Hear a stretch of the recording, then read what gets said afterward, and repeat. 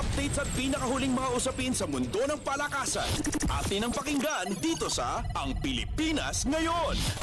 Magandang araw. Narito na po ang sports balita.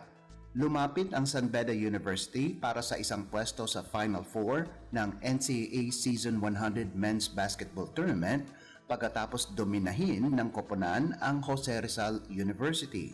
Umasa ang Red Lions sa magandang performance sa second quarter para pataubin ang Heavy Bombers 83-70 sa kanilang paghaharap sa round 2 na ginanap sa San Juan Arena. Pinangunahan ni Season 99 Finals Most Valuable Player James Payusing ang San Beda sa nalikom nitong 18 puntos, 6 na rebounds at 3 assist habang nakagawa ng double-double si Jomel Puno ng may 17 puntos at 12 rebounds. Nakuha din ng Red Lions ang kanilang ikasyam na panalo sa loob ng 14 na laro kahit kulang-kulang sila sa manlalaro kung saan hindi nakapaglaro sina Brian Sajonia, Bismarck Lina at Nigel Gonzalez dahil sa injuries at suspension. Dahil sa panalo, 2 panalo na lamang ang kailangan ng San Beda para opisyal na samahan ang College of St. Benilde at Mapua University sa Final Four. Pinangunahan naman ni Sean Argente at Joshua Giab ang Heavy Bombers sa nagawa nitong 16 at 13 puntos ayon sa pagkakasunod. Update sa pinakahuling mga usapin sa mundo ng palakasan. Atin ang pakinggan dito sa Ang Pilipinas Ngayon. Balitang NCAA pa din, naiwasan ng Mapua University ang malamyang performance sa fourth quarter laban sa Lyceum of the Philippines University para palakasin ang kanilang tsansa na makuha ang twice-to-beat advantage sa NCAA Season 100 Men's Basketball Tournament. Tinakasan ng Cardinals ang Pirates 69-68. Salamat sa 3-pointer ni rookie Lawrence Mangubat sa huling sandali ng laban na ginanap sa San Juan Arena.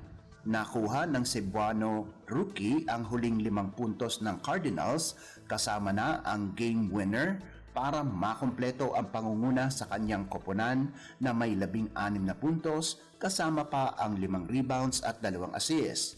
Dehado ang Mapua sa huling 10 segundo ng laban kung saan nangunguna ang Pirates 68-66 at hawak ni reigning most valuable player Clint Escamis ang bola nang ipasa niya ito kay Mangubat at naipasok nga nito ang 3-pointer para sa panalo. Dahil sa panalo, gumanda ang record ng Cardinals sa 11-3 habang ang Pirates ay bumagsak sa 6-8 kartada. Malaki din ang naiambag ni Chris Hubilia para sa Mapua kung saan nagtapos ito ng may 14 na puntos, 2 rebounds, 1 assist at 1 steal, pati na rin ang 11 puntos ni Cyrus Cuenco at ang 10 puntos ni Escamis na nagdagdag pa ng 4 na assist, 3 rebounds, 1 steal at 1 tapal. Sa kabilang banda, nasayang naman ang game high ni Renz Villegas na 22 puntos para sa LPU. Update sa pinakahuling mga usapin sa mundo ng palakasan.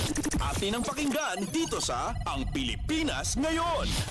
Umaasa ang katutubong Bicol na si Jason Miralpez na siya ay mapansin sa oras na sumabak ito sa kanyang kauna-unahang laban sa One Championship itong undas.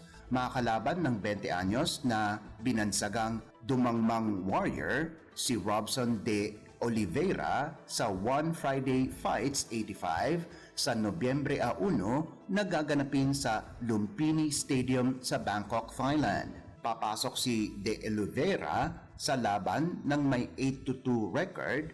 Ang 6 na panalo ay sa pamamagitan ng submissions. Alam ni Miralpez na mapapalaban siya ng husto sa kanyang debut, subalit nagbigay ito ng pananabik sa panig ng Bicolano fighter. Ayon kay Miralpez, naniniwala siya na kaya niyang paghandaan ang laban sa Jiu-Jitsu black belt na may background sa wrestling. Para kay Miralpez, ito ay isang oportunidad para sa kanyang kinabukasan. Noong teenager pa lamang si Miralpez, nahanap niya ang kanyang tahanan sa Warriors MMA Academy at pagkalipas ng 3 taon, lalaban na siya sa sikat na Lumpini Stadium. Pagtungtong ni Meralpez sa lona itong Biyernes, lalaban siya hindi lamang para sa kanyang sarili, kundi para sa buong team na umaasa na ang pagkakataong ito ay magbubukas ng iba pang oportunidad para sa kanila. Updates at pinakahuling mga usapin sa mundo ng palakasan. Atin ang pakinggan dito sa Ang Pilipinas Ngayon. At yan ang pinakahuling balita sa larangan ng palakasan. Para sa Radyo Pilipinas World Service, ito po si Leo Magpayo. Magandang araw. Updates at pinakahuling mga usapin sa mundo ng palakasan. Atin ang pakinggan dito sa Ang Pilipinas Ngayon.